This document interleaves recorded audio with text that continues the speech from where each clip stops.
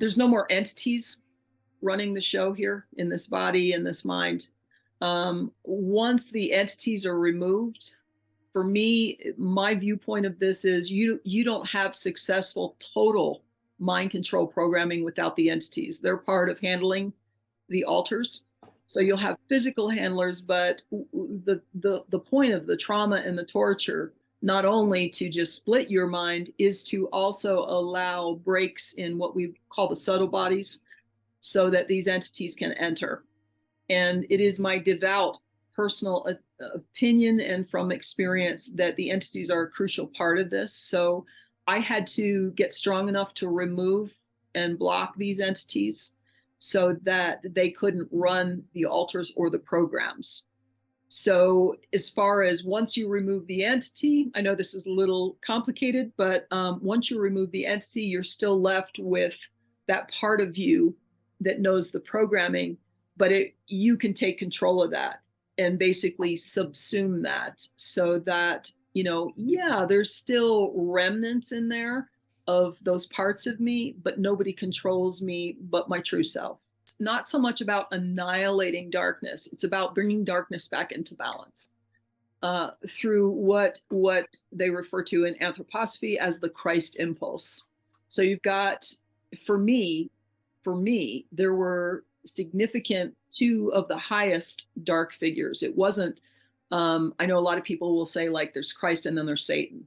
Well, for me, there's more figures than that. There's a lot. Okay, these are beings that have personality, abilities, extreme intelligence, cleverness, beyond current human intelligence and cleverness. And these beings have been around a very long time. They are a part of our earthly realm, but everything has gotten way out of balance. So in other words, they are pretty much running the material physical world situation. Okay, we always have access to this other benevolence that can help to bring all this back into balance. I know some of these beings personally, as in the astral world, the world where when we go to sleep at night, our astral body goes out and connects, is supposed to connect with our angel and rejuvenate, and there's an interaction there, and then we wake up in the morning and we get started all over again. Well, these beings have, in mind control, have become a significant part of the astral. So for someone like me, I was literally programmed by them. They were intentionally a part of even what was happening, say, on military bases, when I was being tortured and mine was being split and or programming was taking place. These entities were a part of that. They could come into that scene and participate in that. As a matter of fact, I will go so far as to say, and this is not condoning any human action, okay? But I would go so far as to say that a lot of the people that are involved in this are under their own mind control from these beings. They are devoted to them. They are under great delusion and illusions about what these beings are and what they're going to gain from this. And I always state this, every human involved in this is expendable to these beings. There are black magicians at the highest levels, and honestly, we don't see them publicly. Okay, the people we're seeing publicly, as far as I'm concerned, are frontmen.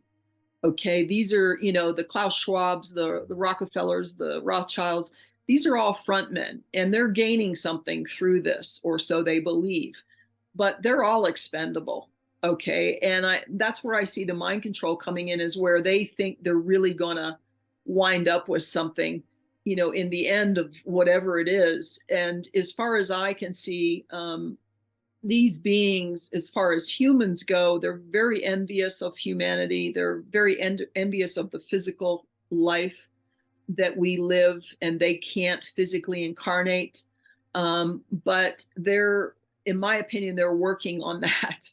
That's what transhumanism is. For anybody who hasn't looked at transhumanism, ultimately is complete and utter global, possibly even solar system mind control, meaning controlling the planets, controlling the sun, controlling every living thing is what what I call transhumanism is moving into that aspect. So this is part of their desire of these beings. Now, these beings, as far as I'm concerned, are running all of these perpetrators, willingly or unwillingly. And I believe the willingness really comes at the higher levels. I think that as you move down the hierarchy, that people in the lower levels may not completely understand what it is they're dealing with. They may be caught in, for example, all the rewards on the physical level, you know, the money, the greed, the power, the so forth, and not really does everybody understand what's at the higher levels of this. But there are very powerful Black magicians at the higher levels. Quote, Satanic rites bind top global elites to the will of an egregore used by a force that is inimical to humanity, as it has been for millions of years. An evolving consciousness responsible for its free will, this egregore and the force it serves intend to control or intend to contain the human spirit in matter, and she put i.e. AI-run brain-computer interface, so it can be utterly controlled. The blood sacrifices serve two purposes: to feed this force and to terrify minions into absolute submission. Royalty able to survive the centuries have submitted. Otherwise, their bloodline would be eliminated and another take its place. Thus, we see how the past still dominates. The freedom of the true individuality on the earth is a long haul of many lifetimes. And I don't know if people understand what an egregore is, but I'll go ahead and define that. It's an occult concept, and it represents an entity, non-physical, that arises from the collective thoughts of a distinct group of people. A group thought form created intentionally or unintentionally, it becomes autonomous with the power to influence for better or worse. These technologies are being developed really by the entities themselves through people. This is a way for them to access and come into our realm and attempt to come into us as individuals. Well, I was MK Ultra from 1962. For those that don't know, that was a CIA government program for mind control. They had hundreds of sub-projects in it. Of course, the names have changed over the years, but the projects have not ceased. A lot of it's gone corporate now, intelligence and corporate. And I was from birth trauma-based mind control, which is a form, a very scientific, esoteric form of mind control that they, I would say, took from, even though I believe it's eons old in many respects, they took from what happened in Germany during the Nazi occupation. A lot of the scientists came over to the US under Project Paperclip. They really came up with an amazing science of trauma-based mind control, which involves a lot of traumas and torture, a lot of sexual traumas, electricity, drugs, hypnosis, machinery. I was taken to many bases and so forth and programmed right from the get-go. And then what they do is they create what we call multiple personality disorder. It has been changed to dissociative identity disorder. I prefer multiple personality disorder because it really tells you what it is. They create amnesic walls and alternate personalities so that when one personality is called up and holding the body and the mind, the other parts of you have no idea what's taking place. So you wind up going through a life with a lot of missing time. At times, years were missing, literally, the better part of decades, until things start to, what I call, bleed through. The human spirit is an amazing thing. And the divinity that runs through us is an amazing thing. And it's always been a problem for the programmers. And it's very common in later years for parts of it to start slipping through. And when that happens, then you eventually start looking for help. If you realize you're not crazy, And if you're fortunate, you find people who understand that this has been taking place for many decades. And I didn't go to a deprogrammer. I basically deprogram myself. I don't trust deprogrammers. I'll say that right up front. I think it's another way in to reprogram a lot of people. There are some therapists now globally who are aware and are actually, attempting to help people. But when I came out, that was really almost non-existent. So I'm spreading the word. I didn't start what I call deep deprogramming until I was 46. For about 12, 15 years prior, I was trying to find help. But I also had a lot of, I was still being used and losing time and, so forth. That doesn't happen anymore. And deprogramming to me, just in a nutshell, we can get into it in a little more detail, is engaging my alters. Once they feel safe, engaging them over many months, many years, and putting the pieces of the puzzle together and releasing them from what they went through. It's kind of hard to describe, but that's basically the easiest way to talk about it. So I'm now 61 and alive and thriving well, and they pretty much leave me alone. They remind me once in a while that they think they own me through targeting or somebody showing up, but it's pretty rare now. But they don't have access anymore, and they know they don't have access anymore. So that's kind of where I'm at right now. So in the beginning, I want to throw this out there in the beginning, because you all, I've done it with interviews or videos or documentaries or even movies I've watched. I may watch the first 5, 10, 15, 20 minutes, 30 minutes, I don't know, and then I just go to something else. So let's go ahead and throw out something that's very crucial.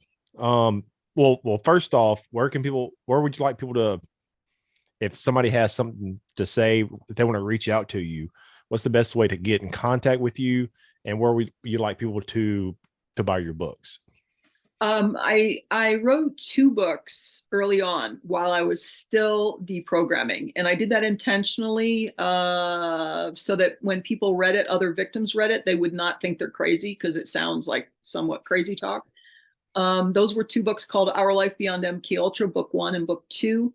I put those 2 books together just this past year with a publisher, logosophiabooks.com. There will be a link, I understand, with the show. And I put the 2 books into one. And because I had a publisher, I made 36 collages, which I've been told are pretty phenomenal. They're color collages, and I was able to put them in the new book in color, which is a whole different experience, as well as many updates, not only personal updates of things that have happened for me over the years, but our global situation. Very, very important for people to understand the link between things like MK Ultra and mind control and what's happening on a global scale. So I bring a lot of that in, and I also bring in a lot of the spiritual aspect for me. It's been a very spiritual journey for me in the healing. So you can go to logosophiabooks.com. That way, my publishers and I actually get a little more money for it. It is available on like Amazon and Barnes and Noble, but we get a lot less when we sell them on there. And so I just want to throw this out really quick. Stay with this, because my job it's not just about my story and who I was. This is about what's happening. And the level of technology that we're under, which most people wouldn't believe in the Black. What we're under on the surface is getting pretty crazy. But what's in the Black is pretty phenomenal. So, yeah. So well said. And yes, the links will be in the description of this video, and also the podcast only for the podcast apps out there.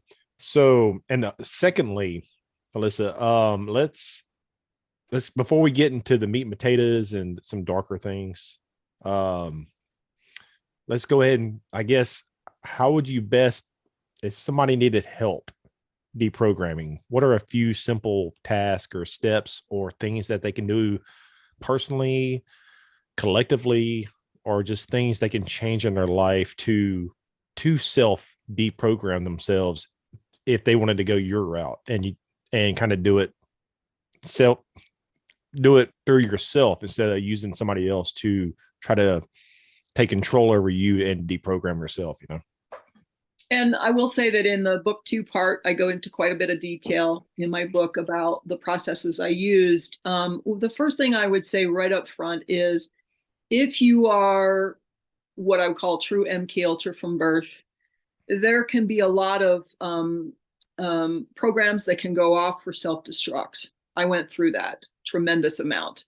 Not only self-harm, but literally suicide programs.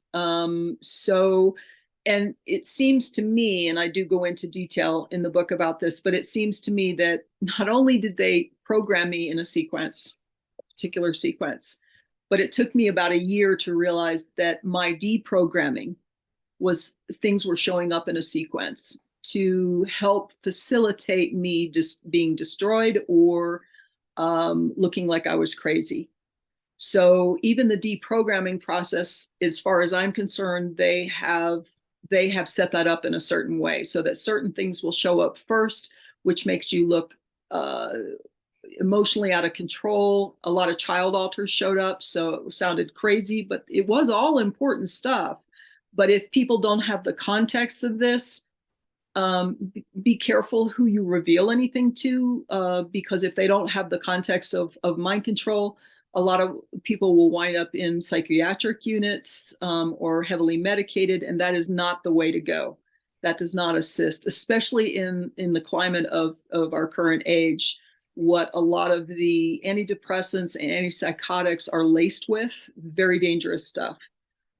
So first of all, I'd say the first thing is you got to have one support person that you absolutely trust. Okay. And that doesn't mean they have to understand all this and be a deprogrammer. It means someone who will listen to you and keep confidence and support you and encourage you. And somebody that won't take advantage of you. Absolutely. Because you're in a fragile state. Exactly. Yeah. Exactly. So it really needs to be one person you trust. You need to have one support person. Record. Handwriting is the best. I know we're all used to typing in computers, but handwriting is the best. It's actually a link to the subconscious. So just write journals, notebooks, draw pictures, whatever comes forward. Don't try to censor it. Okay. It's not going to make sense, because what happens is if you've got a bunch of alter personalities, you'll get fragments. It's not like a movie where there's a beginning, a middle, and an end. You will get fragments. Okay. And you will likely be bombarded. I call it, and I believe they call it, flooding. So that when the process begins they'll try to overflood you. That's already set up in your system, believe it or not. And just record it. And with time, if you're recording it, and you can do verbal recording, I got to the point where it was 24/7. I'd wake up in the moment, in the middle of something, and I would just record the fragment on a little hand recorder, and then I could record it later.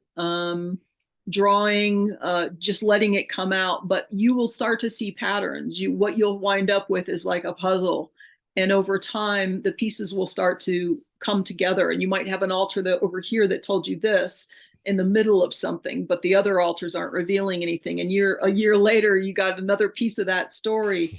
And it really does come together and start to make sense. But if you don't record it, you will lose it all. Okay. If something comes in, if you're a multiple, and you're not going to be able to hang on to it, it's just too much information, too many parts of your mind. You will have a lot of super high energy, because you've got these other parts, and each of them have a bunch of energy, and you may not do a lot of sleeping. I don't think multiples sleep the same way other people do. You have altars that are running, reprogramming all night long. So recording is crucial. A support person is crucial.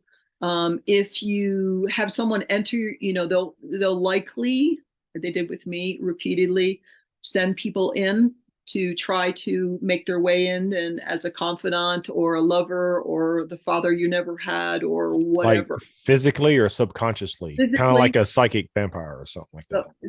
Physically, for me, okay. There is a lot of remote stuff going on. Okay, we can get into that a little later, but I'm talking on the physical level. So just be cautious. The way I described it was, for me, they knew what I wanted more than I knew what I wanted. So they know your weak point, and they'll try to get back into you through those means. There can be remote stuff going on. I went from not only trauma-based mind control, but I was having remote accessing as early as the late 70s. So this has been around a long time, and it's extremely advanced right now. So you at nighttime, it's a reprogramming time. They can use the astral, invade your dreams. So just kind of pay attention. And the goal is, by doing this and engaging your altars, you're going to get a better sense of who you really are, who the true part of you is. And the more that happens, the more you understand, the more you are willing to work with this, the more empowerment you're going to have. And you're going to be able to start determining what's what, and they're going to start losing control. Okay. But it is a long process. It's an extremely difficult process. And it can be, I just want to put it out there, it can be somewhat dangerous. So you really need to, depending on what kind of programming you have, you really need to be alert and careful and gentle also with yourself, kind to yourself.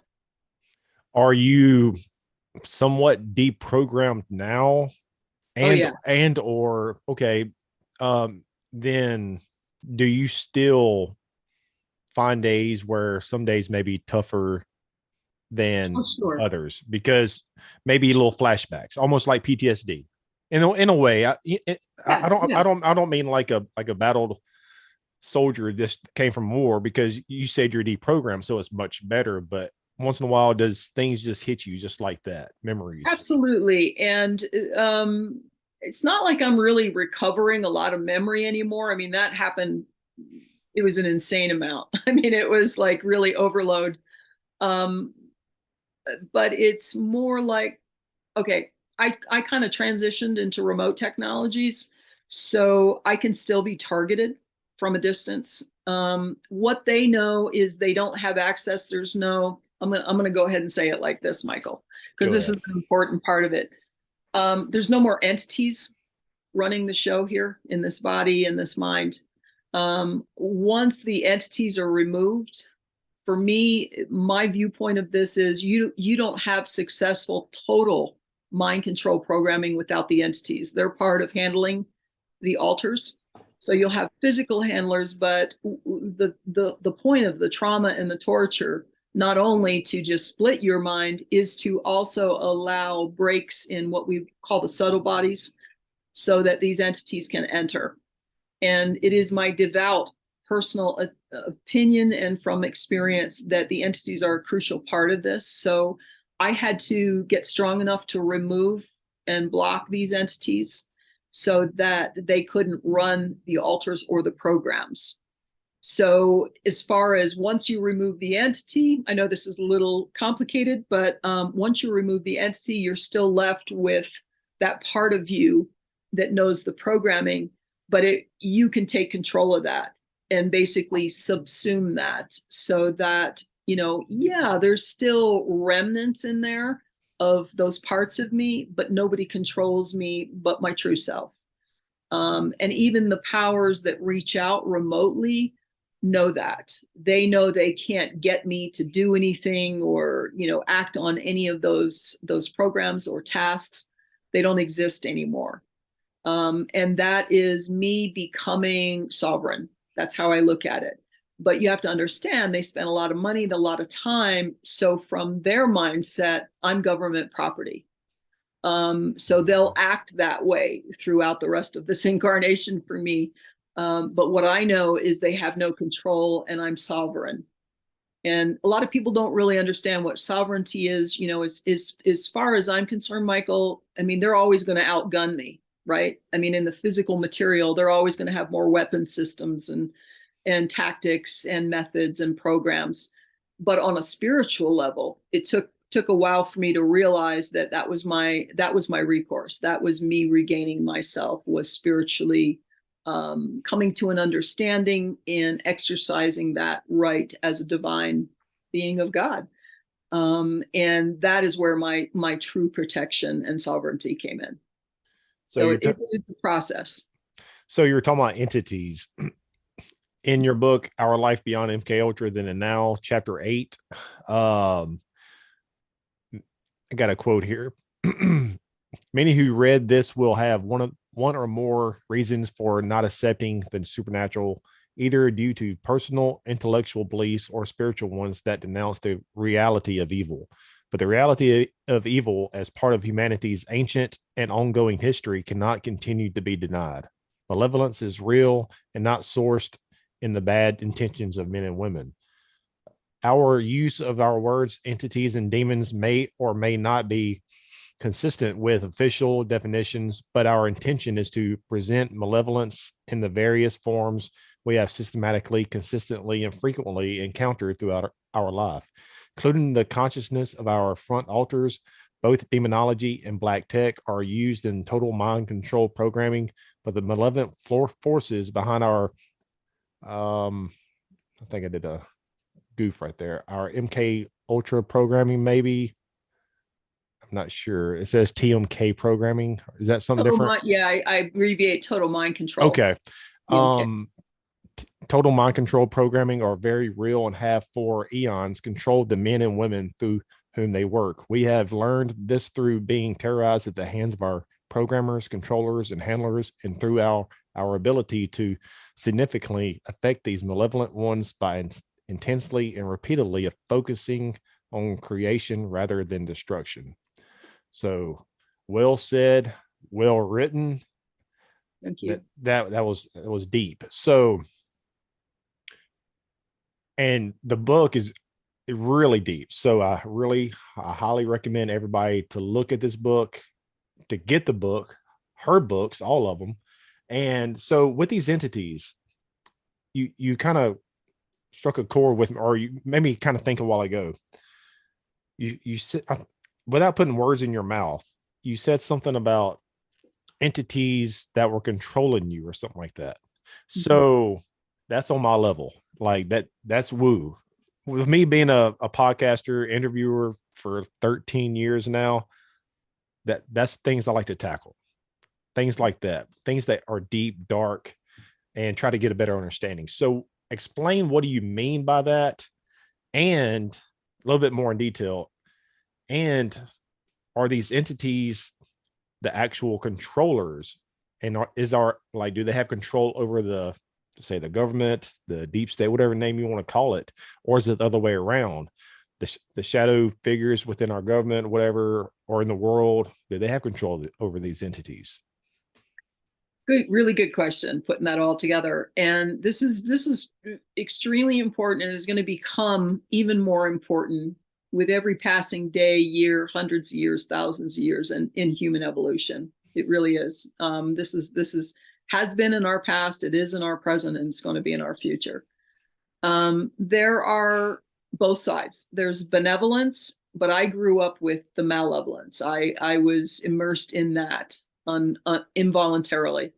But I've now come to know there's also another side. There's benevolence at work here.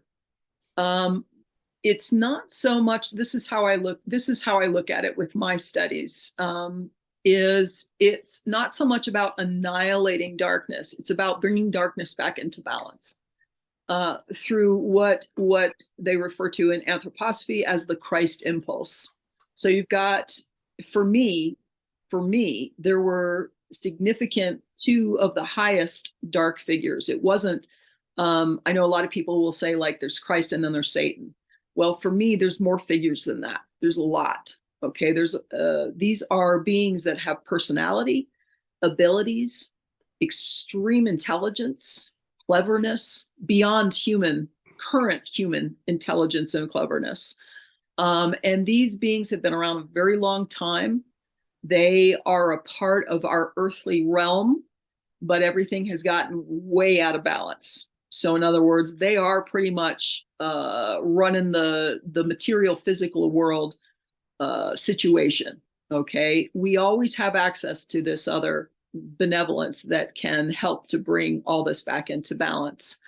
I know some of these beings personally, as in the astral world, the world where when we go to sleep at night, our astral body goes out and is supposed to connect with our angel and rejuvenate, and there's an interaction there, and then we wake up in the morning and we get started all over again. Well, these beings have, in mind control, have become a significant part of the astral. So for someone like me, I was literally programmed by them. They were intentionally a part of even what was happening, say, on military bases, when I was being tortured and mine was being split and or programming was taking place. These entities were a part of that. They could come into that scene and participate in that. As a matter of fact, I will go so far as to say, and this is not condoning any human action, okay? But I would go so far as to say that a lot of the people that are involved in this are under their own mind control from these beings. They are devoted to them. They are under great delusion and illusions about what these beings are and what they're going to gain from this. And I always state this: every human involved in this is expendable to these beings. Okay, they will use anybody. I don't mean to interrupt you. I'm sorry, but and please keep elaborating on this. But so basically, what you're saying is that I hate to say elites, but we don't know what to call these physical puppet masters that flesh and blood here on Earth. So they are in mind control by these beings. I believe so. Yeah. Well, it makes sense. It makes sense because maybe that. And that's probably their biggest downfall, is to trust their beings and to believe that they have control over themselves. Absolutely. And you have to remember, in a lot of these families, these are generational families where these people are raised. They're raised in this. Okay. They're indoctrinated and programmed themselves. Now, I'm not saying there aren't any that aren't aware of what's going on. There are black magicians at the highest levels. And honestly, we don't see them publicly. Okay. The people we're seeing publicly, as far as I'm concerned, are frontmen. Okay. These are, the Klaus Schwabs, the Rockefellers, the Rothschilds. These are all frontmen, and they're gaining something through this, or so they believe, but they're all expendable. Okay. And that's where I see the mind control coming in, is where they think they're really going to wind up with something, in the end of whatever it is. And as far as I can see, these beings, as far as humans go, they're very envious of humanity. They're very envious of the physical life that we live, and they can't physically incarnate. But in my opinion, they're working on that. That's what transhumanism is. For anybody who hasn't looked at transhumanism, ultimately is complete and utter global, possibly even solar system mind control, meaning controlling the planets, controlling the sun, controlling every living thing, is what I call transhumanism, is moving into that aspect. So this is part of their desire of these beings. Now, these beings, as far as I'm concerned, are running all of these perpetrators, willingly or unwillingly. And I believe the willingness really comes at the higher levels. I think that as you move down the hierarchy, that people in the lower levels may not completely understand what it is they're dealing with. They may be caught in, for example, all the rewards on the physical level, the money, the greed, the power, the so forth, and not really does everybody understand what's at the higher levels of this. But there are very powerful black magicians at the higher levels that work. I know this probably sounds crazy to a lot of people, that, like it's an outdated thing. But they're working on global scales, controlling nations, controlling countries, controlling, and there's a term that people should look up called egregore.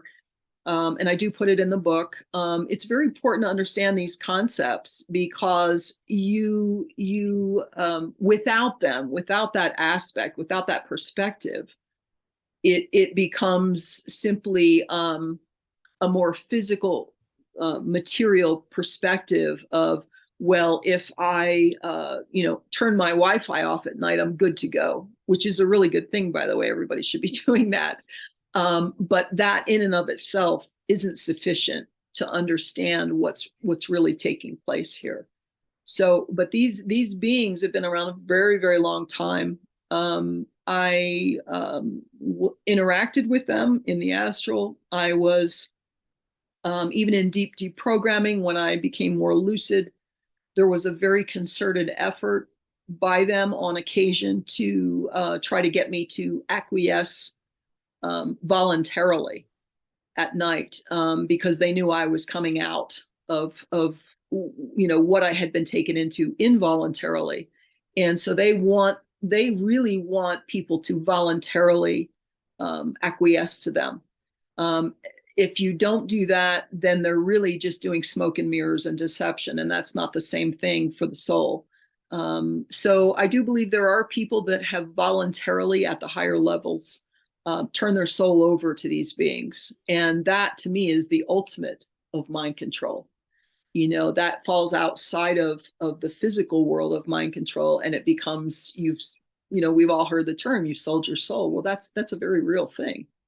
And I've had discussions with other people who are, there's a term we use, bloodline, which means generations of worship or interaction with these beings, and generations of a propensity because of that for subsequent generations to be, how would I say it, as if there's a potential at birth because there's been so many generations prior. So this is very real for them. It's not just trying to terrorize people. That's part of it. Actually, I do want to read something, and I don't have it here. This is about what we're talking about here, about bloodlines and so forth. And I think it's really important. And actually, this is something that my friend Ilana Freeland put on Facebook back in January 2020. And I don't know how I found it. She must have forwarded it to me. And I contacted her and said, I'm going to use this because this is like spot on. And she said, yeah, go for it. So every once in a while, I like to read this on a show because it really explains a lot of the questions people have about the elite and bloodlines and how does this work? So she posted this after she listened to that international tribunal, the ITCCS. There were a lot of people coming on and talking about their experiences with satanic ritual abuse and mind control. And she heard this Dutch woman, she doesn't recall the name, her testimony. And after that, Ilana wrote this up and posted it. Quote, Satanic rites bind top global elites to the will of an egregore used by a force that is inimical to humanity, as it has been for millions of years. An evolving consciousness responsible for its free will, this egregore and the force it serves intend to control or intend to contain the human spirit in matter. And she put, i.e., AI run brain computer interface, so it can be utterly controlled. The blood sacrifices serve two purposes: to feed this force and to terrify minions into absolute submission. Royalty able to survive the centuries have submitted. Otherwise, their bloodline would be eliminated and another take its place. Thus, we see how the past still dominates. The freedom of the true individuality on the earth is a long haul of many lifetimes.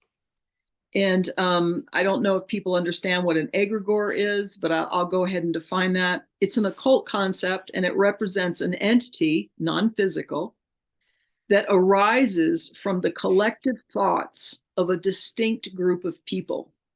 A group thought form created intentionally or unintentionally, it becomes autonomous with the power to influence for better or worse. So you can have, as far as I'm concerned, there are massive egregores globally now that are produced through a lot of this black magic and a lot of the negative outcomes of that, whether that's 9/11 or mass mind control or any number of things. You can also have very small egregores. I'm a person who moves around and house sits. I'm very perceptive because of my history. I see things that a lot of other people don't. And I've been on properties where I've noticed.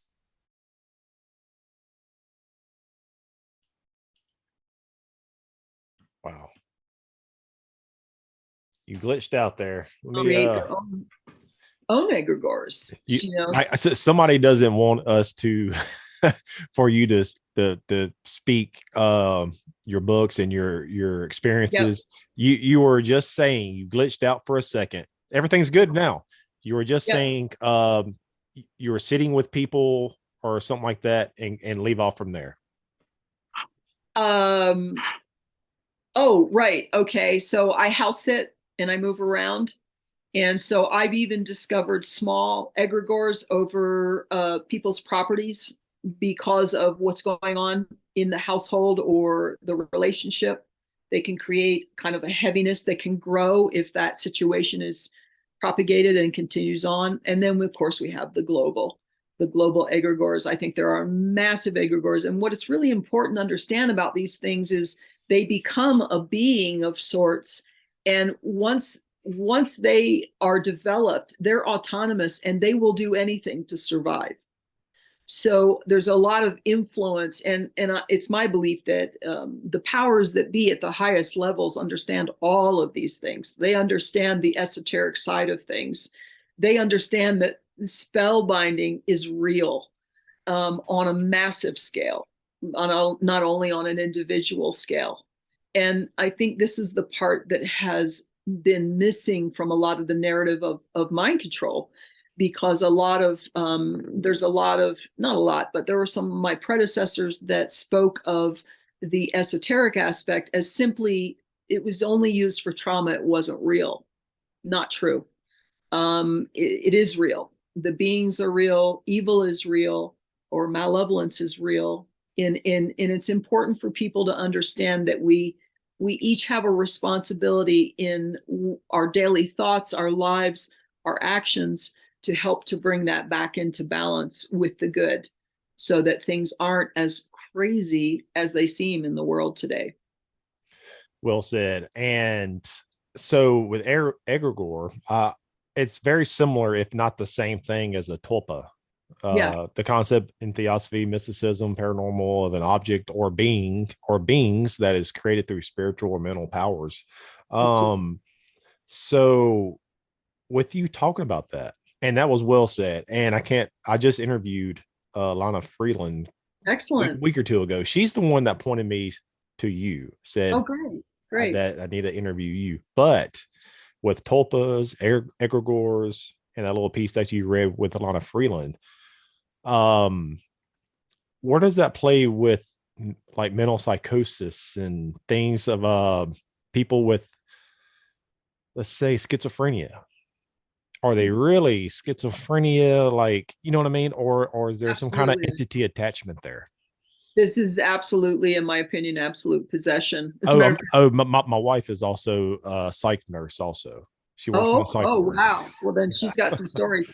There was a guy that worked in a doctor that worked, I forget his name right now, but I'll try and find him and send it to you if I can find it. He went into this field, and he was working with schizophrenics, and he started doing some research, really because he didn't believe there was a spiritual aspect to it. And what he wound up discovering was, through working individually with patients, that when he brought the spiritual aspect in, for example, Psalm 23, he had several of the patients start using Psalm 23, which is, you know it, I say it all the time. And as soon as I try to say anything publicly, I forget it. But the Lord is my shepherd. Yes, yes, Okay? yes. I And I was looking up the doctor. The you know who I'm talking about? Dr. Samuel Vessere, is that correct or no? I don't think that's him. Okay. I Okay. think this guy's a doctor, but anyway, what he wound up doing was he started noticing when the patients came in the room, and I can vouch for this. Okay, I can vouch for this as regards multiplicity. and the entity aspect, everything in the room can change. The entire energy, the hair on the back of your neck. And there's many reports of this, okay, that they're not dealing just with the person sitting in front of them. There's a whole nother essence in the room. And so this started working on him. So he started turning to spiritual things and biblical things. And he had some of his patients who were dealing with 24/7 voices start saying Psalm 23. And then he would ask them how things were. And they started to tell him that things were settling down in their head, that they weren't dealing with it wasn't like a complete exorcism, but they weren't dealing with the magnitude of what they had been dealing with by using Psalm 23. And I can vouch for this because early on I was doing all the physical protections, but as soon as I started using prayer, which I was programmed to avoid, ironically, anything with Jesus or Christ was no go, right? And that has completely turned around. But I had someone supporting me that said, just pray and I'll tell you how to pray and trust me that it'll work, rather than you don't have to trust it, just start doing it. And, if you're desperate enough and you're dealing with this and you think you're going to die any minute and somebody's going to kill you, you pretty much will do whatever you need to do. And that's really important too for other victims. Be willing to do whatever you absolutely have to do. I have had a lot of victims come to me, just as an aside here, a lot of victims come to me and they're not willing to. And that is the difference between deprogramming, truly deprogramming, and finding sovereignty and not. You got to be willing to do anything. You got to be willing to let go of everything. And that means a lot of ideas and concepts that you think you understand, but you're wrong. And that's not an easy journey. Okay. But yeah, so he found out that he literally came out and has done some talks about how this is very much. And I walked up to her, and I see we're going unstable again. I walked up to her, and it's always with this stuff. And we're good now. There was about a 30-second pause. It's weird. It's weird. Let me tell you what's going on. It's so weird because let me tell you what's going on. Seriously. I'm not saying it's a conspiracy, but it might be a conspiracy. And this is going to be really hard for people. Okay. The technology is entities ride the frequencies. So it's not my opinion that there's a person stopping us. It's my opinion that there's entity interference through the technology that we're dealing with. They ride the frequencies. Has to be because everything is good on my end. Your picture quality, everything is good. It's very specific to, there's a lot of things we can all talk about now. We all know that they're not censoring everything, but if you really pay attention to where these things come in, for me, it's always in the spiritual aspect. Whether I'm on the phone with someone and we get too far into something that they don't want me to share with the other person, or vice versa, the other person is sharing with me. But it is always the spiritual aspect. It really is. So, and I'm not saying technology is inherently evil. I'm not saying that. We're using it for the right thing. This is part of the sovereignty. This is the age we live in. Tech hasn't gone anywhere. So we need to use it for the right purpose. But make no mistake that with our plasma screens, think about that, plasma screen, okay? These technologies are being developed really by the entities themselves through people. This is a way for them to access and come into our realm and attempt to come into us as individuals. So I say that only as I have no fear of the technology. No fear at all. I know what I'm doing. I know what's running this person. And when I go online, I know what it is I'm here to do. And that matters. So I just wanted to throw that out there. But this is very much a spiritual aspect. This is very important for people to understand that even in mind control, and in the remote technologies, they're riding the frequencies. When I first started deprogramming, Michael, I had an altar that was shouting it from the rooftops. They're riding the frequencies into all of us. She couldn't say it enough. They're riding the frequencies into all of us. And, 12, 15 years later, that's exactly what's happening with all the satellites, the cell towers, all the contraptions that they're using is to create an ongoing, we're living in a soup. We're living in a soup of electromagnetic energy. If you think that's not penetrating every fiber and cell of your being, it is. It really is. And the dark side knows this. The dark beings know this. I know they know this from personal experience. And some of the experiences I had consciously now in deprogramming with the remote technologies are just, they're incredible. I mean, they really are incredible. And there's always that, there's some guy sitting at a monitor in some facility somewhere, but ultimately this behind that is something very malevolent. And we can use this tech, and we are designed right now in this epoch, in this time, to use this technology for the right things. And that can still be done. So they're using it and we're using it. And that's just the way it's going to be.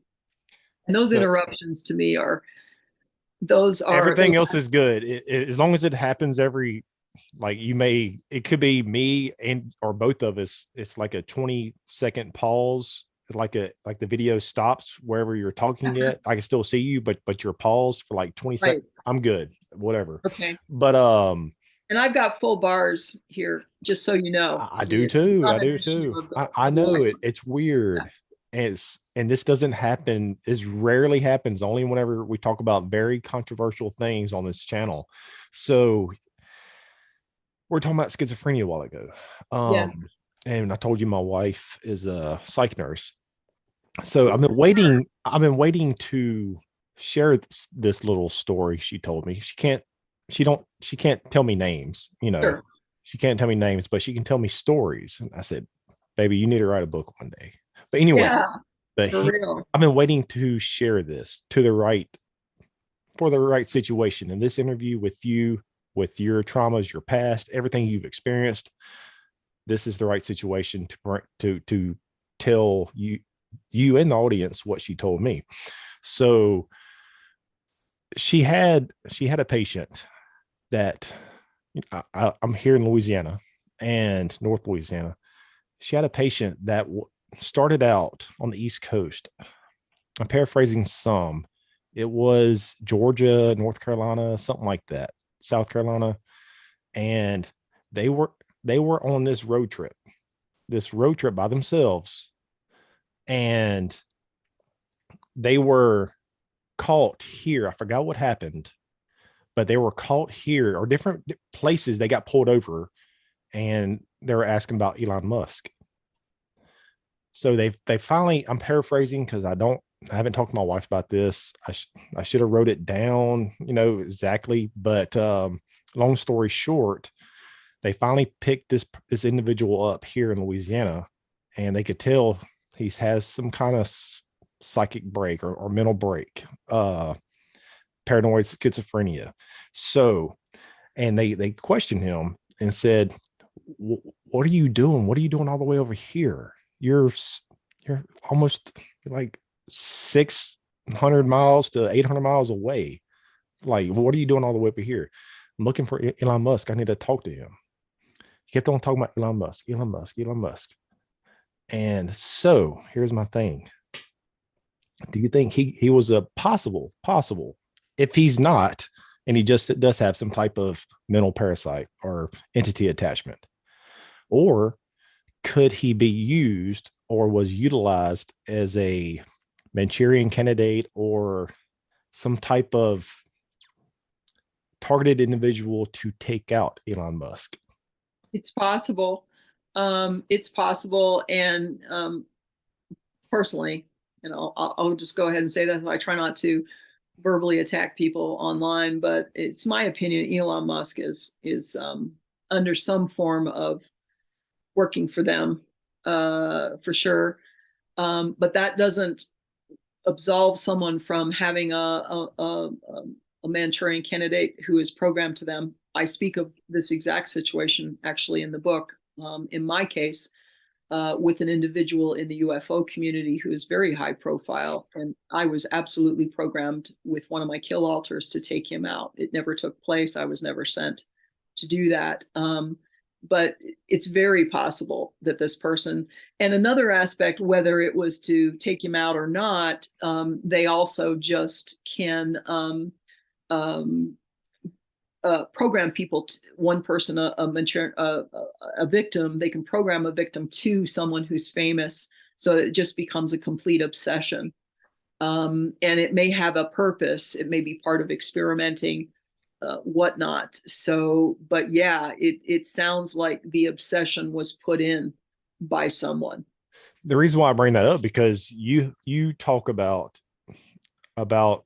things that you've gone through of certain people that you were tasked mind control to take out. Can you elaborate on some of those? And I know one of them is Stephen Greer.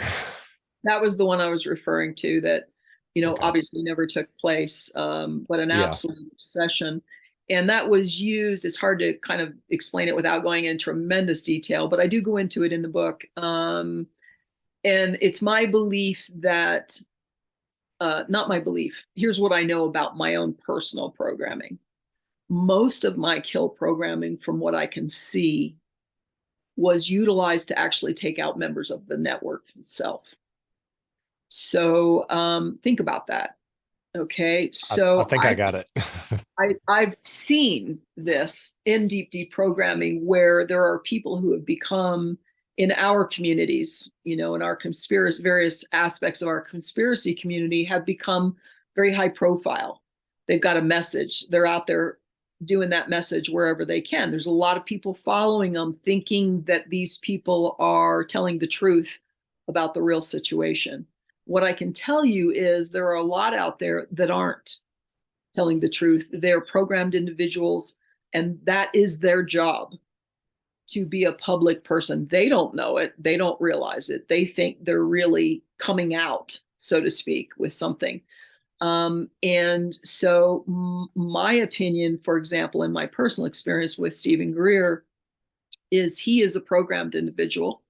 Absolutely, in my mind, he's an MK Ultra type individual, and he's doing his job, as his task as a mind controlled victim of the things he's spreading about the benevolent, just to summarize, the benevolent aliens, which are not benevolent aliens. They're what I would call malevolent beings. They are what we would refer to as retarded elementals that have been captured by malevolence. They weren't of malevolence in the beginning, but they've been turned, so to speak, and they're captured in this, much like an involuntary MK Ultra victim. So for me, I had an altar that was programmed as a devotion to him, and then I had a kill altar that had a kill program to him. And now think about how this can work, because I do have actual kills of unknowns. Nobody would know. I don't know who they were. People wouldn't know who they were, but they were clearly members of the network who had stepped out of line or whatever.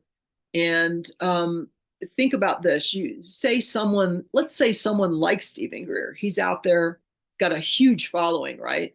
He's one of the so-called saviors of the community. If somebody were to take him out, what message would that send to everybody in that community? That would send the message that everything he said was correct, right? Mm-hmm. And I've seen this with some other individuals, that by taking out someone after a period of time, again, remember, everybody's expendable. By taking someone out that's worked for them in a public capacity, you're validating their message. You're for most of the people that were following it and believing him, that becomes an absolute at that point. So it's a combination of taking people out because they really are telling the truth, and they don't want those things to get out there, or they have a piece of the truth that they're not ready for it to be released, and they have to take these people out. But you've also got another side, which is there's another, I won't go into, there's another spiritual aspect to violent death that I won't try to relay here, but that works for the brotherhoods of the left-hand path, which is basically, the ones that are into the esoteric and spellbinding. So by simply, and I don't mean simply, but by someone being taken out violently, there is a use for them on the other side for the brotherhoods of the left-hand path.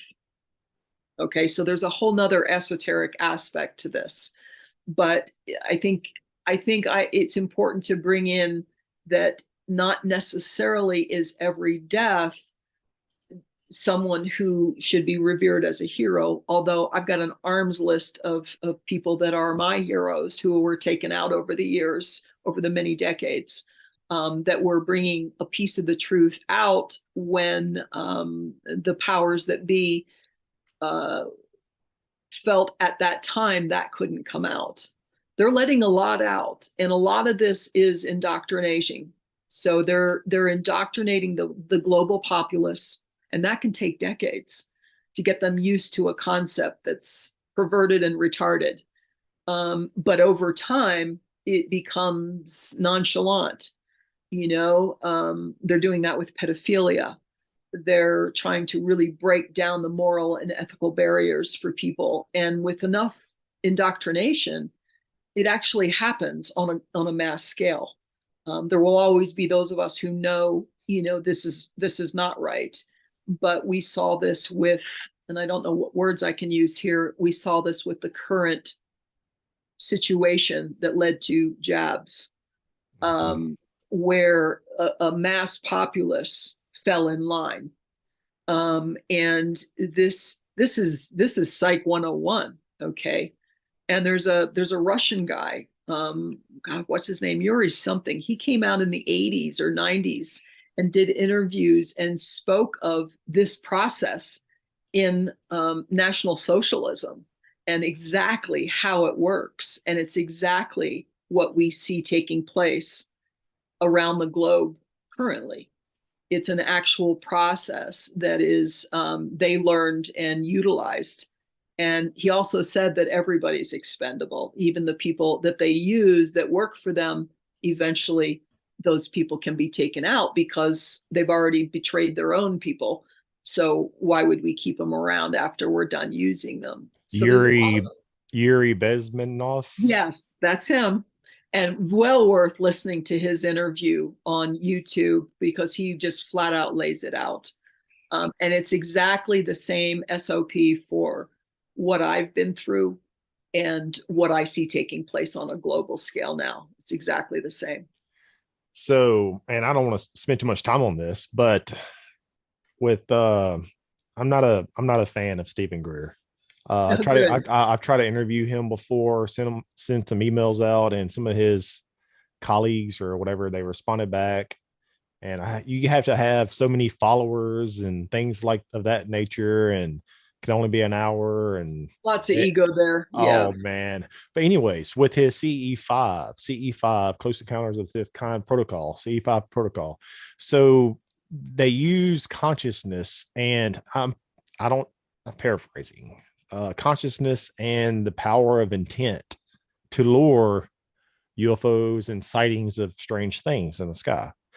So makes you wonder if, like you said, he isn't mind controlled. I'm not saying he may think that he's doing good things. Oh, yeah. He probably has a good heart. I don't know. I'm not going to judge his heart, but he may not know that he's mind controlled.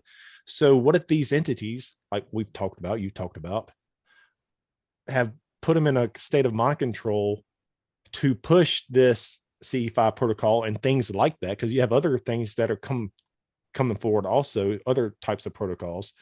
It's a way to leave yourself open for attachment, for mind control. So it's an easier way for them just to take over one's consciousness, And the Hollywood version of the vampire, where he comes to your door, but you have to invite him in. Mm-hmm.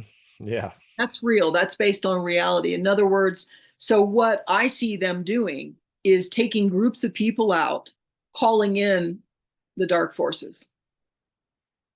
Whether that's just for the, and I don't think it stops at just the individual who called it in. This is part of the process. You know, the dark ones want cooperation. They want people to acquiesce to them, because otherwise they've got to use smoke and mirrors and deception, right? They've got to manipulate, they got to be clever, but the power resides. And I remember discovering this in year one of deprogramming, because I was working with someone who was a bloodliner who had a lifetime of them trying to take him over. They wanted him bad. And he and I had a similar experience of being invited, so to speak. So we both knew that there was some kind of power in getting a person or persons to willingly acquiesce to them. They use a lot of different methods to do that, because the power of that reverberates out from just the individual into, you know, all of humanity. So if you've got a person who is, for whatever reason, spiritually, I won't try to go into explaining this, but spiritually significant in a way. In other words, whatever they came in with, to do good. If to me, the powers, the dark powers, know that before you even are even born. And there are certain bloodlines that have propensities over the years, right? So if they can get someone of that ilk to voluntarily acquiesce to them, to basically sell their soul, as we call it, which takes many forms. It's not just some woo-woo idea. This takes many forms. There's a lot of power that resides in that. So now I look at what that person is doing, taking groups of people out into these places where these in these beings that he's encountering, many of them were part of my programming in the astral for years. I had oodles of so-called alien abduction, alien interaction. And let me tell you this, Michael, in my first year and a half of deep deprogramming, I was absolutely terrified. I was dealing with all kinds of paranormal and physical stuff, people showing up. But the day, and I remember the moment that I realized that the grays, the so-called gray aliens, weren't aliens. I had the full-on realization, body, mind, and soul, that they were demons. I never had another encounter. It just, as if someone threw a light switch, it was done. And why? Because the jig was up. It was done. There was no point in trying to influence me through that means, because now I knew what it was. And there was power in the fact that I understood what I was dealing with. It took the power away from those beings in my life. And I think this is really crucial for people to understand truly what our history has been, what our present is, and what our future possibly holds. People have to get out of the distraction of the everyday world, you know, the things that bring all pleasure and comfort and ease. And they're going to have to start facing what really is. It's not about, like you said, it's not about fear mongering, because when you go through what really is on the other side of that is what I call true empowerment, is what you can find as sovereignty. And I remember the moment for me in deep deprogramming when I lost the fear. It wasn't about fear anymore. It was about engaging what showed up. And I remember saying this to them, I'm the watcher now. Meaning I'm going to record everything. I'm going to tell everybody everything. And I'm going to do it without any emotion, no fear, no getting upset. Just bring it on so that I can reveal it. And when you hit that place, it's incredibly empowering. Life changes for you, what you interact with. And I will tell you that since that time, there have been very visible experiences with the benevolent side, meaning I have been shown that they're there too, and they've been there all along. Very, very palpable, a few experiences in recent years that have shown me they're as real as the dark side is real. And they're here for us if we're willing to face what is, all of it. It's really the process. And to me, that process is developing an inner life. That's what the inner life is about, not shying away, becoming a witness to other people's experiences. Don't worry about, the doctors and the university trained. Talk to the everyday man, the one that's got boots on the ground, as they say, and is experiencing things, and listen to what they're saying. Keep an open mind. Don't just relegate it to the trash bin because it doesn't fit into your belief system. We all need to be doing this, and it's challenging. It's really challenging, but this to me is the solution to what we're up against. And definitely there's a lot of people out there that show levels of cognitive dissonance, and they're not willing to break through those mental belief structures. But you said something a while ago, and you probably saw me kind of nod my head and kind of smiled. You said something about fear. You mentioned fear, and what I'm about to read you, I've asked this a handful of times through other interviews. I always save my notes because there might be certain things I may want to ask certain authors or researchers or whatever on the podcast. So let's use the Wi-Fi and computer metaphor. I would say our brain is like a hard drive, and our pineal gland acts like the transmitter that can pick up these Wi-Fi signals, such as a computer does. Our soul could act in similar ways that a Wi-Fi signal does to all computer-related devices. Maybe when we are in the womb of a pregnant woman, our mother, possibly in the developmental phase of that fetus, maybe that woman's pineal gland picks up and transmits an incoming Wi-Fi signal, aka the soul, and somehow it transmits that signal to the child. And could that be a reason why they are keeping us in a perpetual state of fear and anxiety, so that they can hack these entities, whatever they are, can hack somehow the incoming soul, aka Wi-Fi signal, before it becomes implanted into the baby? But none of this can be possible if first they're manufactured. I guess artificial reality doesn't come through fruition. So what do you think about that? And is that one way that they are, let's say that one agenda here is to keep us in a perpetual state of fear and anxiety because we're more easily controllable. People that in this community know that. But so is it easier to have cogs in the machine, like non-player characters, or people that have mental psychosis, mental problems, or just mind control people out there that think they're perfectly normal? It's because they grew up, my mother, my grandmother, my great-grandmother, they lived in this world of constant state of fear and anxiety, wars, rumors of wars, everything. So people, when you're in a constant state of fear, does that woman that's pregnant, our mother, our grandmothers that was pregnant with our mother, is it easier for them to be implanted with some type of programming? Because when you're in a constant state of fear, our mother is, I'm not saying ours, because I feel like we're all mind controlled on one level, but they're in a lower vibrational state if they're in a constant state of fear. So is this entity attachment easier to take place when they're in the developmental stages of the fetus and a pregnant woman that is living in a world of constant state of fear and anxiety?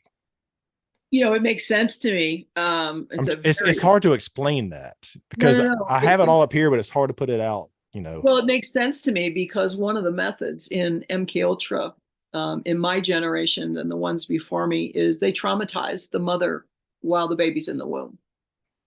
So they start traumatizing before you're even born. And absolutely, that has an effect. And another subsequent effect to this, what I see in current generations of younger people,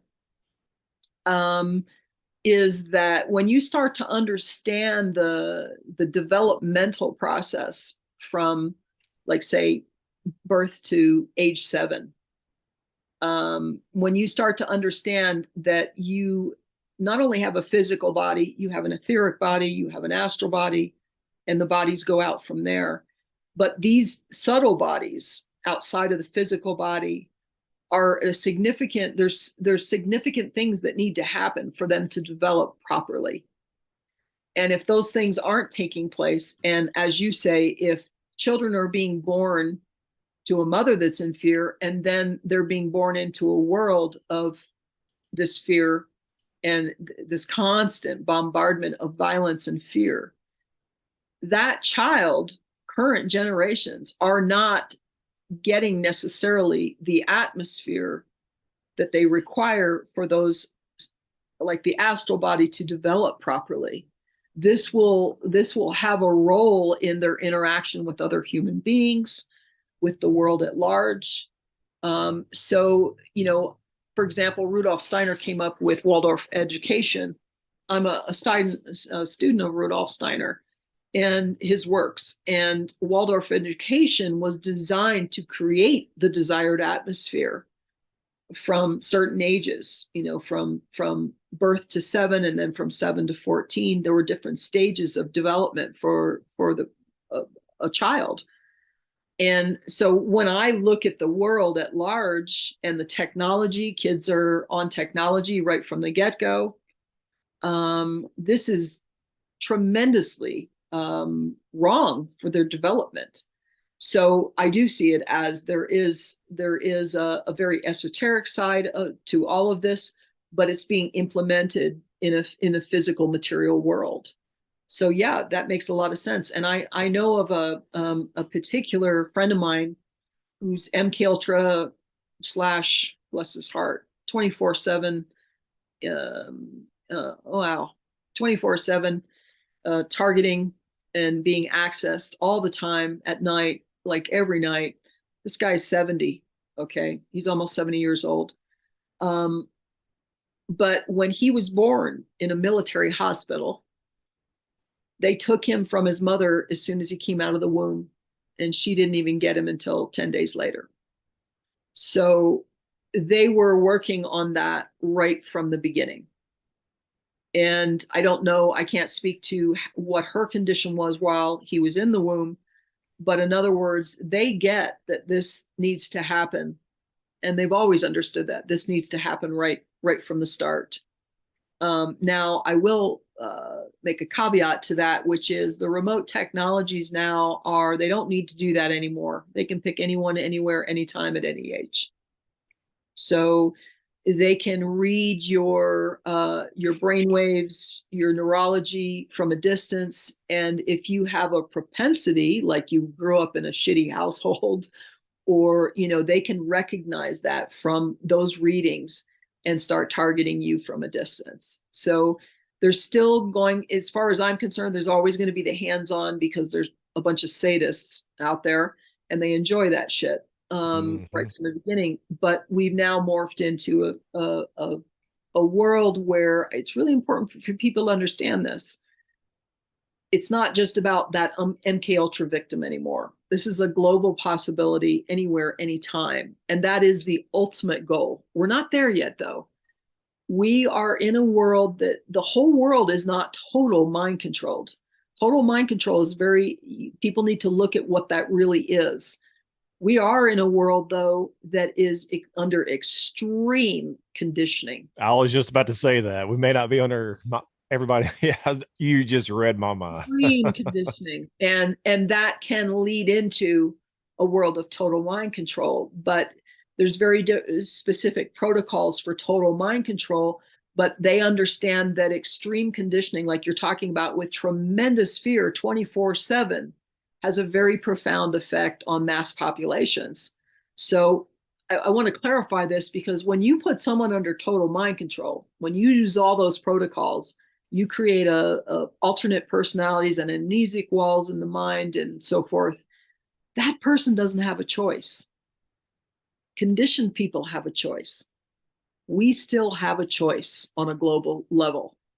So this is really important for people to understand. You are not under total mind control yet, but that is the goal across the board. So, you're being bombarded. It's true. We're living in a soup of electromagnetics. I mean, everybody I talk to, no matter where they live, is experiencing this. They have down days, then they have up days, then they have down days, exhaustion, mind fog. We're living in this. This isn't going to go away. So it's a matter of learning how to overcome this, how to manage your lives. It's not about eradicating it, because 5G is here, 6, 7. I heard something today on a video about AI, and they mentioned 10G. Yep. You just read my mind again. I mean, this isn't going away. We're not going to stop the chemtrails or it's on its own now. So it's about managing your way through this. And that requires not only physical things, but it requires a spiritual inner life. It absolutely requires it. That's what we're up against. Well said. And so let's move forward a little bit in your book, Our Life Beyond MK Ultra, then and now. You have a chapter, My Clones.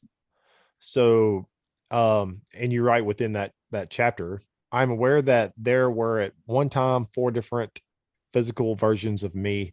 I cannot say which clones are still living at this time, nor can I state if more have been developed. The nature of what is known about cloning is limited in scope in the above ground consciousness, though those of us who have been a part of these ongoing programs know more than most.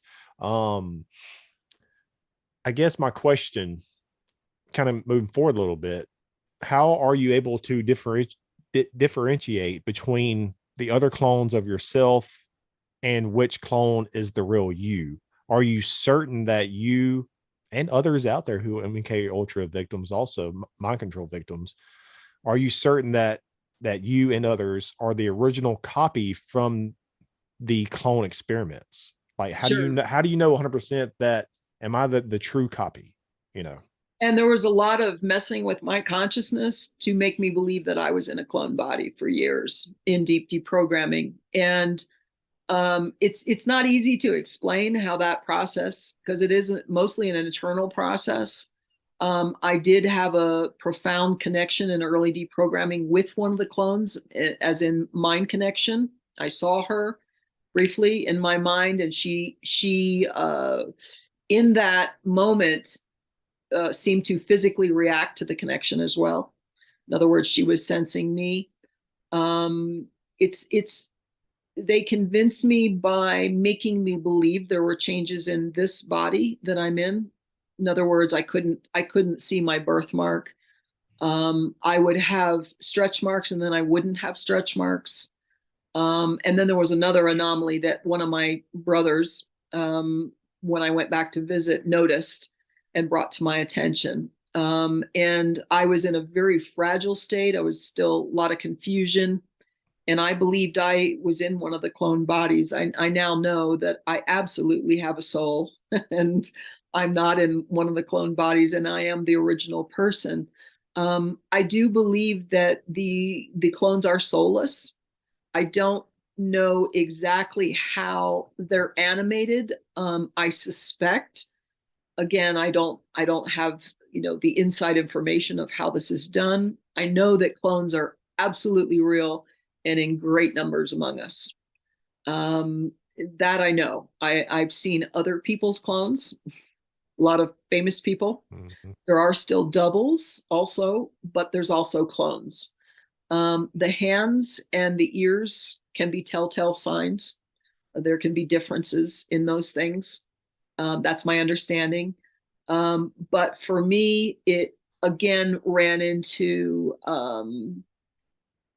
not just, I don't want to call it just intuition, but abilities beyond my 5 senses to be able to come to these conclusions. I suspect that they can just keep making clones. I mean, I don't think it's a big process at all anymore. I don't think it takes much time at all. But there are varying kinds of clones as well.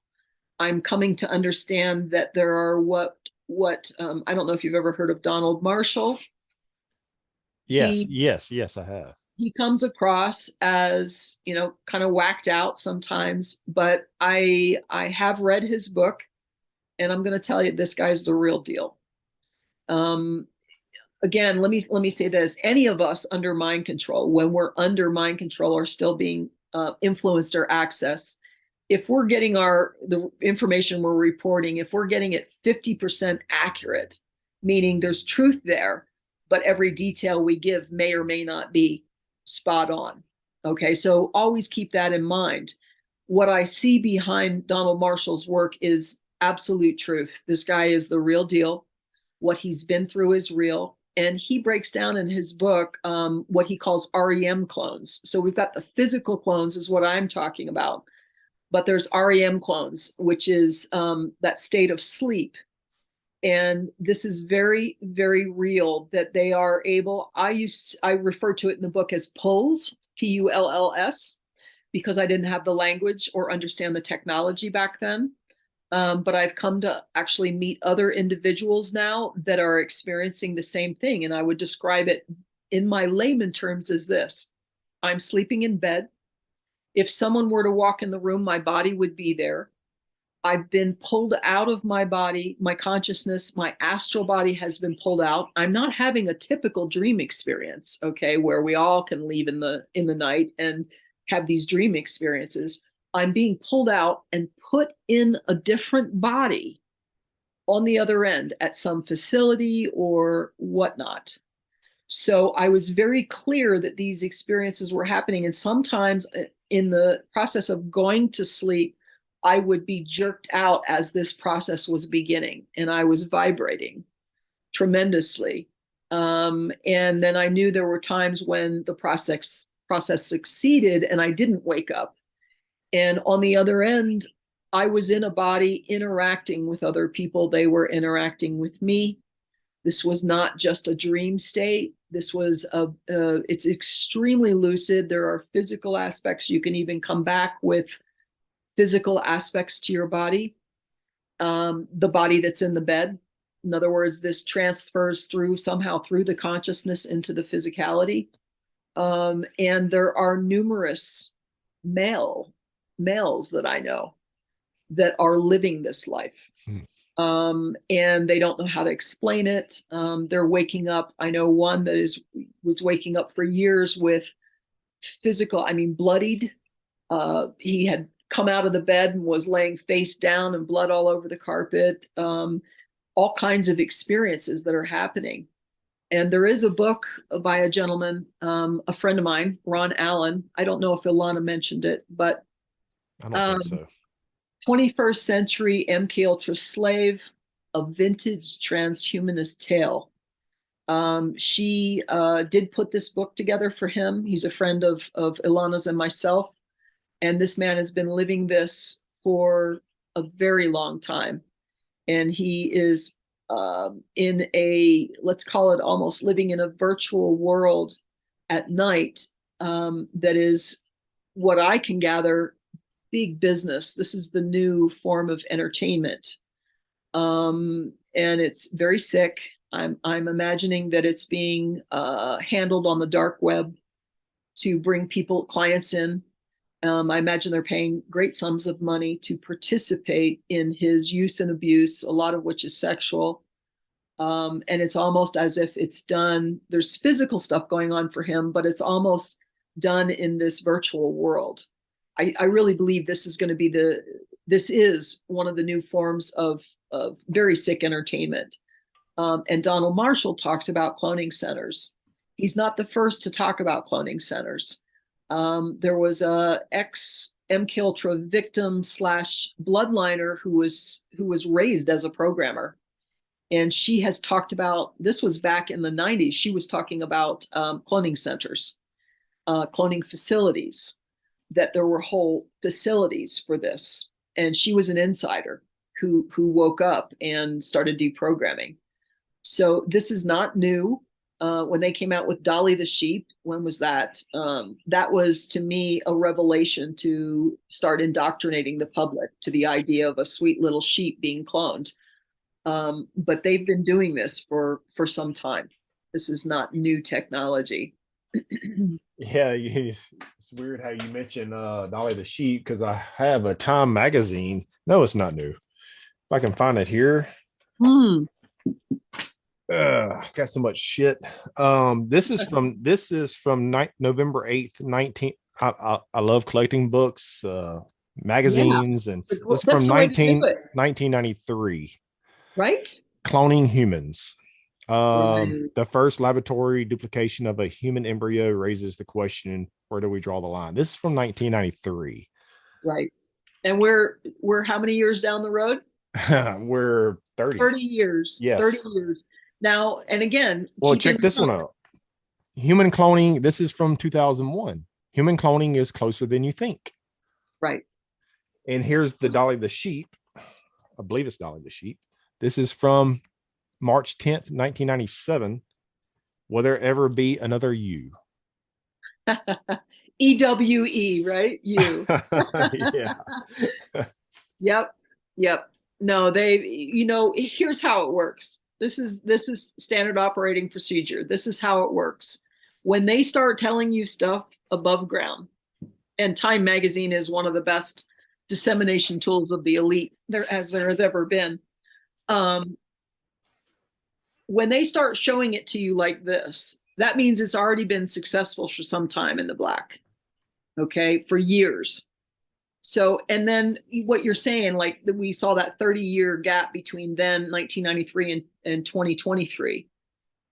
Think in terms of technology progression, not just in terms of, oh, it's 30 years in my life, but 30 years of technological progression. And I'm going to send you, and you can decide whether you want to include it in the show notes, but I'm going to send you something a dear friend of mine sent me just in the last 24 hours regarding AI. I don't think, and this is above ground information. This isn't the in the black, as I like to say. You've got the above ground is the part of when I see certain things come out in the news, what that tells me is it's telling a schedule of the timeline of the agenda. So in other words, it's like a hidden in plain sight message to everyone in the network. This is where we're at now. We're at this stage of the game. Those that are in the know, it doesn't mean everybody. The lower hierarchies don't know what's going on. But those in the higher levels, they can just put it out in the public, and it tells them where we're going, where we're headed. Because when you see stuff like that come out publicly in the black, I kid you not, a minimum of 50 years advancement. I was just about to say that. And so 1993 would be, if that's true, and I believe it is, a lot of great minds have looked into this, that would be 2043.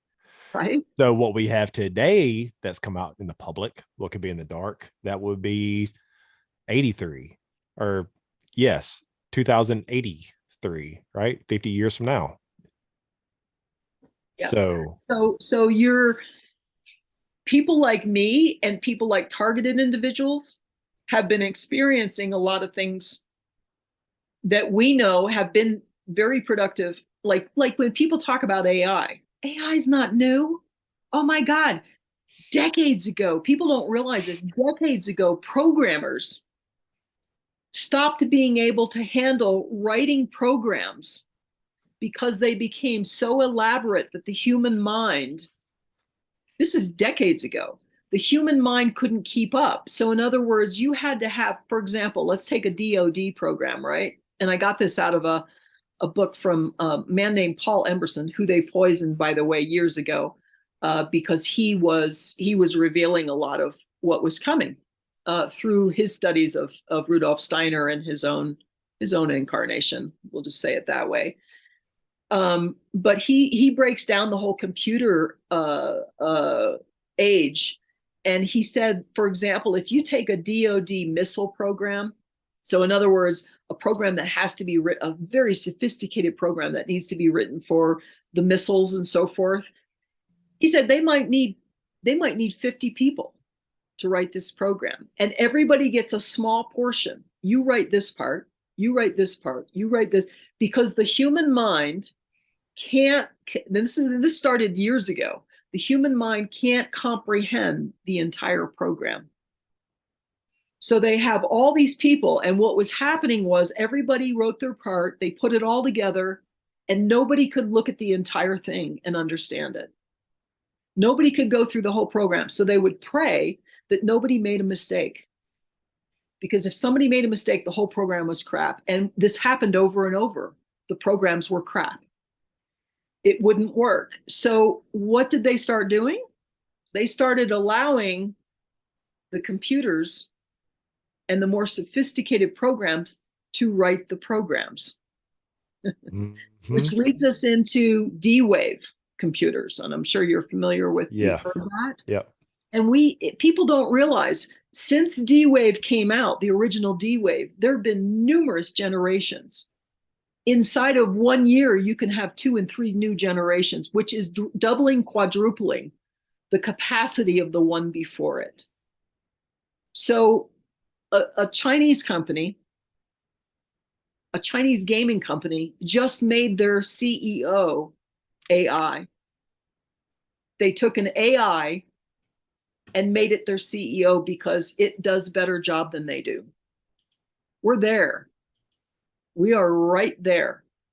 We've got AI systems generating images, photographs that are so real. There's a photographer. He's been like a photographer for like 30, 40 years. He entered a contest with an AI generated image, didn't tell anybody. It won. It won the contest for the best photograph. And he came out and said, I will not accept the award because this is not real.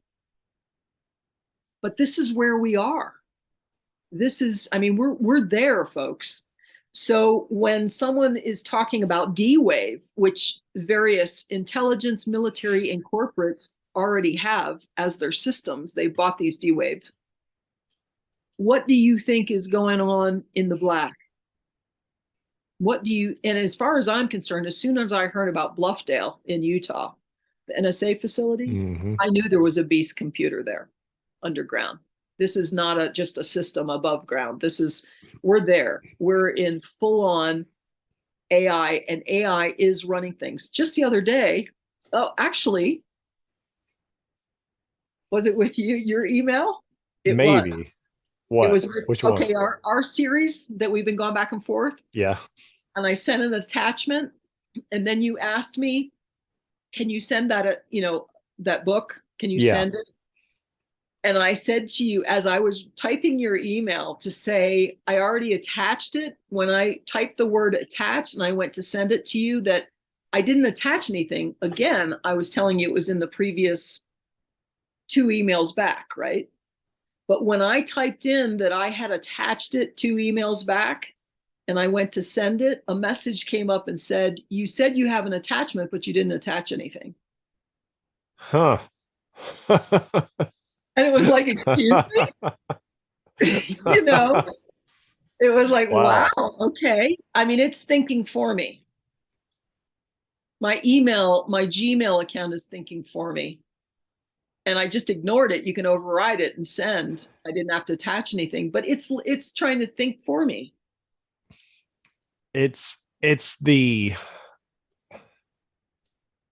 What I think is, some experts, like, here's one note that I had. Some experts have warned that the development of superintelligent AI could result in a power imbalance between humans and machines. With machines ultimately dominating human decision making, how can we ensure that humans remain in control of the development and deployment of AI? And many researchers talk about post-humanism, how they're trying to do away with our autonomy to where we live in a future dystopian, artificial intelligent Terminator type society where machines run everything and we own nothing and we're happy. Right. Right. And it It's going to go that here's my take. It's going to go that way. We're already on the road, right? We're going down the road. We're going to go into the machine. People are going to go in to the machine. It's just, it's part of it. But that's not the end of it. There's something called moral technology. And the man I mentioned earlier that wrote these books, Paul Emerson, literally, I don't know if I should be saying this publicly, but I'm sure it's in the machine because we all talk about it on emails and so forth. Paul Emerson actually had a group, and there is still a group that is working on what something that's called moral technology. There is going to be a split between the dark and the light. It's happening. We've already seen the symptoms of it in the current day. The jab, the unjab, I mean, the splits are already taking place. But there is, all this, people have to face it. This is part of growing up. This is part of being present in your age and being active and proactive, is knowing what's going on, witnessing what's going on, and taking an active, responsible role in what goes forward. And we each do that. We each participate. I say this to people and I say it in the book and people don't want to hear it. What's your responsibility in where things have gotten to? Each of us has a responsibility in our environment and our world and our consciousness as a whole. And when we accept that, things will start to change. There will be another path. And there is another path now. I deal with people who are on the other path, the good path, the path that is, aligned with divine evolution as intended for man and the earth and so forth. And if there's a character you may be familiar with him, you may not. He was from the 1800s, John Worrell Keeley. Yes, John Worrell I know the Keeley, name. he developed in the 1800s moral technology. He didn't know what he had. He didn't understand how it ran off of him and his morality and his etheric energy. And he got labeled as a fraud because what happened is he took his technology and they were going to industrialize it. He got backing and funding. And well, guess what happened? It wouldn't work because John Worrell Keeley wasn't there to run it from his very etheric energy. This is the 1800s. So they completely discredited him. He went down as a fraud. And the truth is, he was way ahead of his time, because when we move into developing moral technology, and there are people working on this very anonymously and very quietly, what happens with moral technology is if you have any ill intention, if you are not of the highest development of true brotherhood, it won't work for you. That's what happened with John Worrell Keeley's, because the people that wanted to develop this into an industry were not of the right intention, and it would not work. Wow. This will happen. And this is, I get goosebumps every time I talk about it. This is part of our eventual evolution. There will be a whole group of people that go that route.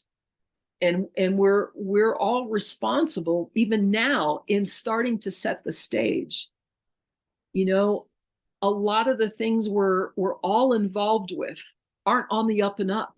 I mean, it's part of our society, right? So we now have to make the hard choices, Michael. We have to all choose things that feel like a compromise because we're not part of that big system. A small example, just a very small example. My publishers used to be on PayPal. They've left PayPal, which will cost them initially. There will be a little bit of a backlash, and moved into another system because of what PayPal has been doing. They're not on the up and up. I won't touch them. If people tell me, I just won't use it. Yep. But that's a small example of, we all have to start making those choices. I live very alternatively. I don't have a home. I move around. I don't have a normal form of income, but I know that for whatever reason, I have to do this. This is my path this lifetime. I'm not saying it's the right one or the wrong one. I'm saying it's when we know, we all know what's morally right. We all know, we understand, we all know when we're choosing, we all choose to do things that are go against our morals, at times, but we know it, don't we? I mean, it's not like something somebody really has to teach us. It's that I think we just need to be willing more and more, due to what's happening to us and what's going on around us, that we need to make those choices. We need to make the right choices more and more. And that will feed the whole energy of moving into the proper system. Well said. I didn't get too far off. No. This I try to not interrupt, especially when somebody's on the flow, like, or on the roll, and you're on the roll here. So with the last few minutes that we have for this time, I'm going to try to get you back on soon, because I have a lot of notes and questions, especially from a few of my members on Patreon. So we may be kind of going back and forth here, but here's one of my members named is Yuri. It's weird. We just brought up Yuri earlier. So, let me pick one of them. Was abuse stemming from, I don't know if I want to read that. Let me see. Let me go ahead. Was abuse stemming from religious institutions limited to the Mormons, or were other religious institutions involved? And what was her family's supposed prescribed religion, or was it a non-religious household? No, I'd say non-religious. My father was raised as a Baptist. My mother was raised in an Irish Catholic family, but we didn't practice. I remember we went to a Methodist church one time. I guess they were trying to find the middle ground, but nobody was practicing. My father was a pedophile, so there was a lot of dysfunction. I do believe, and I like to leave my family out of it as much as possible, because I see them as victims, all of them. Victim come perpetrator, which is how it works.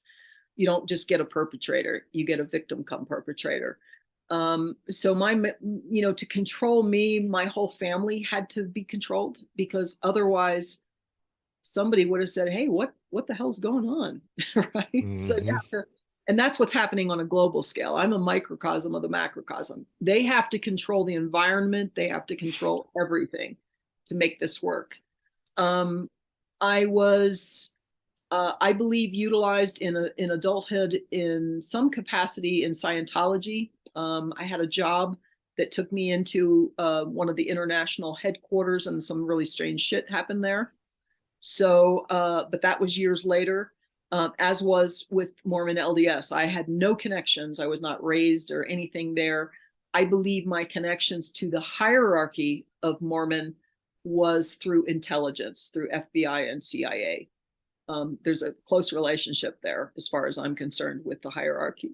So there was it was just an extremely, my father, I don't know what all happened to him in his youth, but I did have Navy connections on both my dad, and not high level, just enlisted, and on my mother's side. So I think that played a role, because at 3 years old, I do have a memory of being used and abused in a really ugly situation, which I wrote about in the book, with men in what I call Navy denims, which was something my father had years ago. There was a denim outfit they used to wear too. So yeah, that's my avenue in. I don't remember the other part of the question. Let me see. Sexual abuse is huge. Sexual abuse of children all the way through is extremely important. Sodomy is important. And there's very esoteric spiritual aspects to that. What is the agenda behind sex trafficking and pedophilia and all of that? Like, well, what do they, the ones who think they rule this earth, and do these entities have a role in this sex trafficking, pedophilia, and this network? Absolutely. Other than the general destruction of people, in that format, I mean, it's absolute destruction. There's when it comes to children and what is done to them, even, and I'm talking even in infancy, It absolutely astounding. There is a there's an how would I describe it? There's a capturing of that high spirit energy that a child has. Not only destroying it, but capturing it. And this not only feeds those entities, but it allows a level of control. My view is this: what's happening underground to children and adults in these horrific facilities, not only the adrenochrome, but just the overall sodomy, rape, destruction, horrific destruction. Until we address that, we're band-aiding it on the top. So in other words, as long as that keeps going, that's what these entities come humans at the higher levels understand, that this creates an energy field here, a spell, if you will, that is everlasting. And these, when you understand that these facilities are all over the globe, they're not just, one or two in the United States, they're everywhere. This is creating, we go back to like the egregore and what this creates, which influences all the people that are under its influence. And if they're not aware of this, if people don't understand these things, this is a time for people to understand what the occult and esoteric, what's really going on there. Because if you don't even know it exists, let alone have any ability to apply yourself to it, you are under the influence of it. Well said. And you said something that made me think of something that really pisses me off. Not you, that we rather put a band-aid over it, over all these atrocities like pedophilia, sex trafficking, human trafficking, everything that's related. Something that really pisses me off, Lisa, is that it's hard for me to find people, researchers, authors, to talk about these things. A lot of people, what I can't, it really aggravates me when I hear these brilliant minds say, I don't want to go down that road. And that's, like I told you before the show, that's one of the main categories of why my Facebook exploded. My Facebook page was trying to expose a lot of this. And I hate when people don't want to go down that road, because we as the collective in this community need to fight back against this evil satanic agenda that's going on. And like you said, Band-Aid, this is exactly what we're doing. Yeah. Yeah. And it just, we will continue to devolve as a society. If this isn't, if people don't become personally active and feel they have a responsibility, it's not going to protect you. You can gate yourself off somewhere. It's not going to protect you, because society will continue to devolve. So you're not safe. There's nowhere to hide anymore. You're living in the cloud, whether you know it or not. These things are going on, whether you know it or not. And what I've found, Michael, is it's really hard for people to get on board until it becomes a personal issue. Until it happens to your child. Or it comes into your family somehow, or something particular. Yeah. And there's no way of you're not stopping it by avoiding it. It's not going to stop. And there's a responsibility. There's a backlash. There's a backlash. I talk in the book about, when does a person become a perpetrator? When do you cross the line into perpetration? And my view is, it's pretty hard. If you are exposed to the information and you choose to ignore it, you have now acquiesced and you're working for their side. And you're part of the problem. Yeah, whether you know it or not, you're actually helping them. And so the things that you see in the world that you don't like, you're perpetrating them. And people want to know about this information, Alyssa, because, like I said, I've had several videos on this matter on Facebook, several million views. You know what I mean? People are thirsting for this, like, what's going on here? But right. brilliant minds don't want to touch it because they're too afraid to be banned, censored. YouTube channel be taken down or whatever. You know what I mean? Right. Right. And so let me ask you one more thing before we go. You're one of my members on Patreon, also Yuri, with cloning. I should have asked this a while ago when we talked about cloning. Um, Cloning supposedly is used extensively within the SSP, I guess, secret space program, to permit assets a gambit of operational locations. Has she does she have any memories involving the SSP, reptiles, Gralians, or Dark Fleet Germans, or any knowledge on that? Um, And I and think, and and and, and we'll leave off right here. So yeah. just floor's yours. However you want to go. So this, to me, the secret space program is a double-edged sword. There is a secret space program, but I also see a psyop to dilute the true secret space program with a lot of mind control victims who are coming forward with stories that aren't the secret space program. Okay. They are victims, but not necessarily victims of what they're relaying. Okay.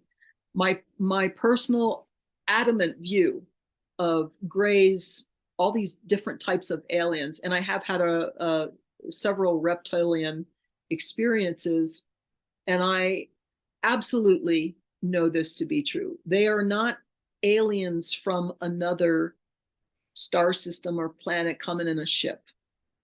These are related to the demonic. They are what we would call sub-earthly beings, sub-nature beings. They are what I refer to as elementals that have been captured by dark forces and are in service to them. They can at times manifest physically and also not be physical. So you see them and then you don't. They leave evidence and then they're gone. There is none. We can't collect it, kind of thing. So the secret space program to me is when some level of truth comes into our world, when people start revealing things, there seems to almost always be a psyop to create a false version so that they can dilute it and muddy the waters. This happened with the super soldier program. This happened with the secret space program. And I've tracked this over the years. And I can recognize when I'm looking at someone who's actually under programming. Okay. And then these figures become very prominent in our alternative media with a message. And the message is off cue. And what I call that is containment. So they're revealing there's truth in there, but they're taking you down the wrong path so that the real truth never really surfaces. And that's containment. They did it with MK Ultra. They did it with, all these programs. So as far as people working off world, I can't speak to that. I have been in places in the astral that I know aren't Earth, but that was in the astral. So as far as somebody physically being taken to another locale, I don't know. I don't have experience with that. I do believe that there are probably many within mind control programs who have clones, and how those clones are being used and what for probably varies greatly. That's what So I have to ask you this. We'll leave off with this. Are you hopeful for the future of mankind, and will we ever see full transparency and truth? I think the word I would use is I have extreme amounts of faith. Not even just hope, but faith. I absolutely know that there will be a segment of humanity that will go on in its divine evolution as intended. There will also be a large segment of humanity that won't. It's going to go off the other way due to various things like cognitive dissonance and never really developing a true inner life that they can make their choices. And what happens in that is they wind up following the wrong path, whatever's offered to them. And we're seeing evidence of that in our very present day. But I absolutely know that there will be a segment, I can't say how big it'll be, but there will be a segment of humanity that will continue in its divine evolution. And I happen to be a, a big believer in the fact that when someone leaves this world and moves into what is referred to as the supersensible worlds, you can still work from that aspect in a different capacity. And what we do here is only done here. So if you think you're going to go over there and save the world, that's not how it works. It's what you're doing here right now. And there's in my understanding, there's a very long period of time. We've got thousands of years to work through a lot of things for humanity. So yeah, I have absolute faith that this will occur, but we're going to see a lot of really rough stuff here. It's only begun. Man, this very fascinating discussion with you. I really appreciate it. It was a treat and honor, privilege. And where would you like people to buy your books? The links will be in the description, but is there anything else that you may want to say before we leave off? I also have a WordPress site, ourlifebeyondmkultra.wordpress.com. And there is a lot of free information there. You can see the color collages there. There's a link to buy the book, but you don't have to if you don't have the money. A lot of my stuff has been censored. A lot of the videos I had on there have been, taken down, but there's still a lot of information there. And if you're going to buy the book, please go to logosophiabooks.com. As I said, I want to support my small family publishing business. They don't have a lot, and they took a big chance on publishing my book. And yeah, thank you for having me on, Michael. I really appreciate the work you're doing, and I appreciate the medium you're offering for people to come on and speak about things. So thank you.